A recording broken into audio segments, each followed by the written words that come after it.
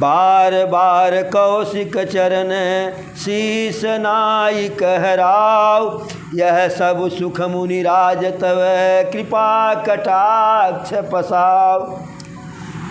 दशरथ जी बार बार जो है विश्वामित्र जी के चरणों में सिर नवाते हैं, उनकी बड़ाई करते हैं कि यह सब जो कुछ भी हुआ आपके जो है दृष्टि की कृपा से हुआ, जो है कपाट जो आपके मैंने कृपा दृष्टि से हुआ जो है। और जनक जी के स्नेहशील और कार्य की जो है बड़ाई पूरे बराती कर रहे हैं। अब चलने की बारी आई तो दशरथ जी कहे कि अब चलना चाहिए, तो जनक जी परिवार जैसे जो उनके बांधव थे, जो घर के लोग थे, सबको सामने लेकर के हाथ जोड़ के खड़ा हो गए कि महाराज अभी थोड़ा सा और सेवा करने का अवसर मिल जाए। तो दशरथ जी भी प्रेम में रुक गए जो है। अब यही प्रत्येक दिन ऐसे हो रहा है। अरे दिन उठ विदाय अवधपति मागा, दिन उठ विदाय अवधपति मागा, और आँखें जनक सहित अनुरागा।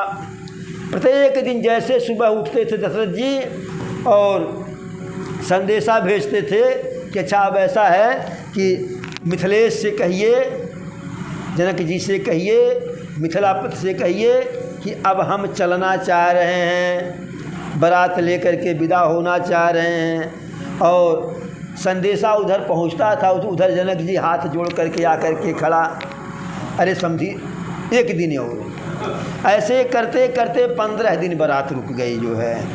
और ऐसा नहीं कि जो है कि जैसे प्रायः यह होता है कि रिश्तेदार आए, बता करके आए कि आ जाएंगे, तो शाम को जब आए तो उनके लिए भोजन की दिव्य व्यवस्था, बढ़िया व्यवस्था, सुबह भी बढ़िया की भोजन करके चले जाएंगे।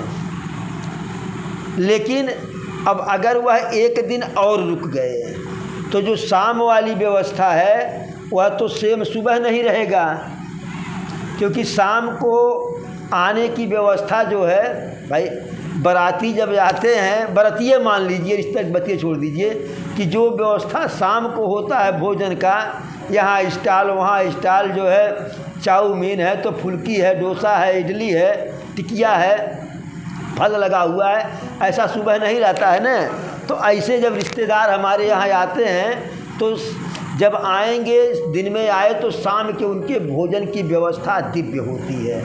सुबह उससे थोड़ा सा हल्का थोड़ा इसलिए होता है, ज़्यादा हल्का नहीं होता है, क्योंकि लोग जानते हैं कि आए हैं तो शाम को रहेंगे तो सुबह भोजन करके जाएंगे, तो दोनों टाइम का व्यवस्था रहता है, लेकिन थोड़ा हल्का हो जाता है।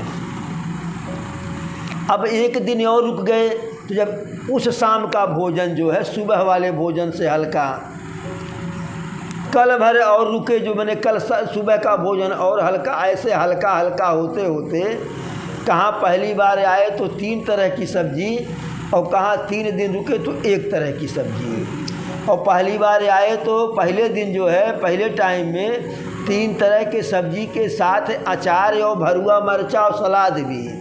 अब न अचार है न भरुआ मिर्चा है, अगर बचा हुआ सलाद है तो काट के रख दिया गया। और 1 सप्ताह रुक जाइए तब क्या पूछना है।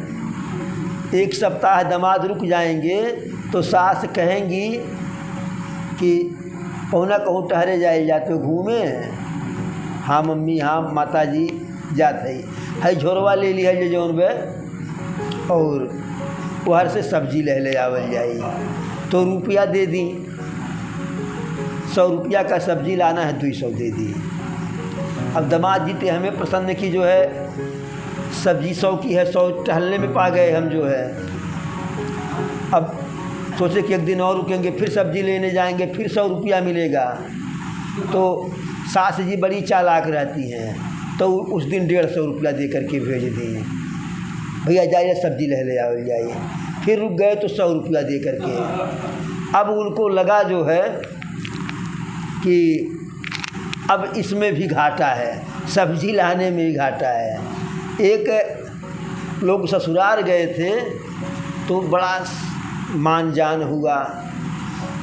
तो दीवार पर जो है कहीं लिख दिए ससुरारी बड़ी प्यारी, इतने लिखे।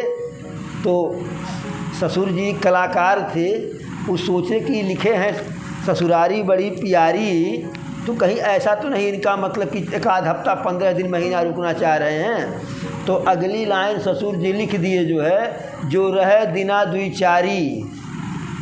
अब दामाद जी पढ़े उसको कि रहे दिना द्विचारी। फिर अगली लाइन दामाद जी लिखे कि जो रहे मास पखवारा। तब ससुर जी लिख दिए तब दामाद गए मारा। तो उस प्रकार से, लेकिन वहाँ जनकपुरी में ऐसा नहीं हुआ। अरे नित नूतन यादरु अधिकाई, नित नूतन यादरु अधिकाई, और दिन प्रति सहस भांति पहुनाई।